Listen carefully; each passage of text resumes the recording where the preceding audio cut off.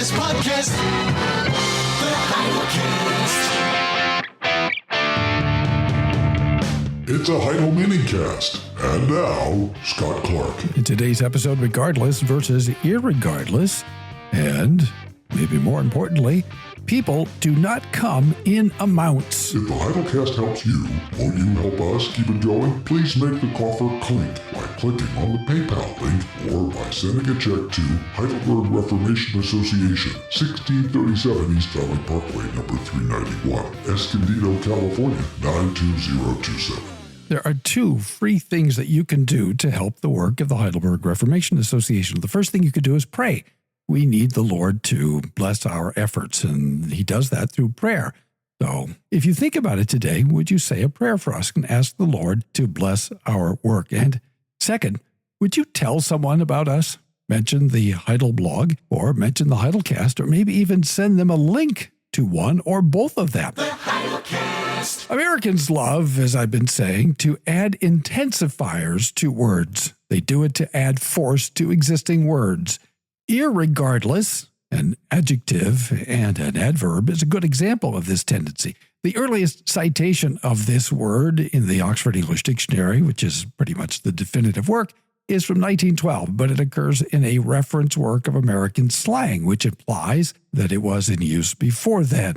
The Oxford American Dictionary traces it to the 19th century. It's probably the product of the fusion of irrespective and regardless. This verbal mistake argues against the popular theory that language is always changing and that, under that banner, we may do whatever we will. This addition to the language has never been accepted as a proper modifier. The Oxford American Dictionary says that its use should be avoided by careful users of English. Why? Well, we don't need it. We already have regardless. Irregardless is junk. Doesn't do anything for us. It doesn't fill a need. So last time I was talking about okay. That's a brilliant word. It's two letters. It's easy to say. Everybody knows what it means in context, and it does a lot of different things at one time. So it's a wonderful invention. See, I'm not against invention, but I am against verbal junk. We still know what regardless means. It means without regard or consideration. It can also signal nevertheless. So, regardless of how often you hear others using the word irregardless, you now know not to use it because it just is not a proper English word. Heidelcast. Ladies and gentlemen, Scott Clark. The Heidelcast. And another thing, unless you are a cannibal, in which case, good for you for learning to read. Now, stop eating people. Stop it! Human beings do not come, that is, they are not packaged, they do not travel in, they do not arrive in amounts. And I put that in quotation marks.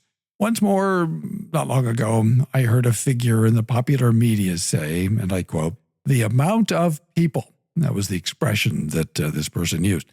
People do not come, as I say. They are not packaged in if they're ever packaged. I hope that's not true. Soylent Green was supposed to be fiction, science fiction, I guess, but fiction nonetheless. Right? People are not packaged in. They don't arrive in. They don't show up in amounts. They come in numbers. They go to football games in numbers. The noun amount refers to a quantity of something. People are not quantities. People do drink amounts of water. They purchase amounts of cheese. They do not drink numbers of water or purchase numbers of cheese. People come in numbers, as in great numbers of people attended both services on the Sabbath. I don't want to hear a lot of drivel about how, again, language changes and how usage is king. Of course, language changes. But as I keep telling you in this series, and I've given you lots of examples of this truism, not all changes are equally helpful and some should be resisted. And this is one of those changes that should be resisted. There's always a negotiation as language evolves. That's just the thing. There's a negotiation between fixity and change.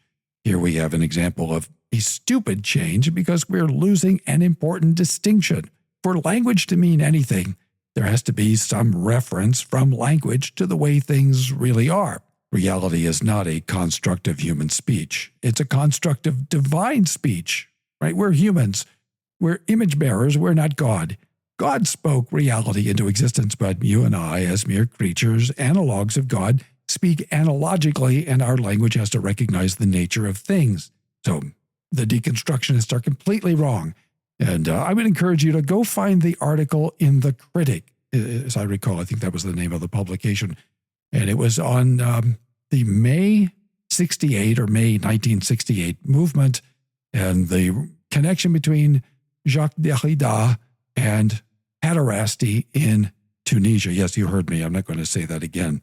That's the beginning of, or one of the sources of, the deconstructionist movement, which is why in recent years, especially since I learned about this connection and the history, and to be honest, even before that, have stopped taking the whole deconstructionist movement very seriously, because the whole point was to say that sexuality is not real. It's a construct. It's a human construct, and we construct it. We can deconstruct it. We can do anything we want. Well, once you know the background, it's like, oh, we knew it was right to be rejected and silly anyway, but now we know what was really going on. And this, again, this is not a conspiracy. This is published history. It's just that it's something that is probably better known in the French-speaking world than it is in the English-speaking world. At any rate, the point here is that nature is not some mere human construct or the product of the human will. In the nature of things, there's a distinction between humans and cheese. That seems to be self-evident. And if so, our language should reflect that reality. Thanks for listening. Tune in tomorrow for more from the Heidelcast, brought to you by HeidelbergReformationAssociation.org.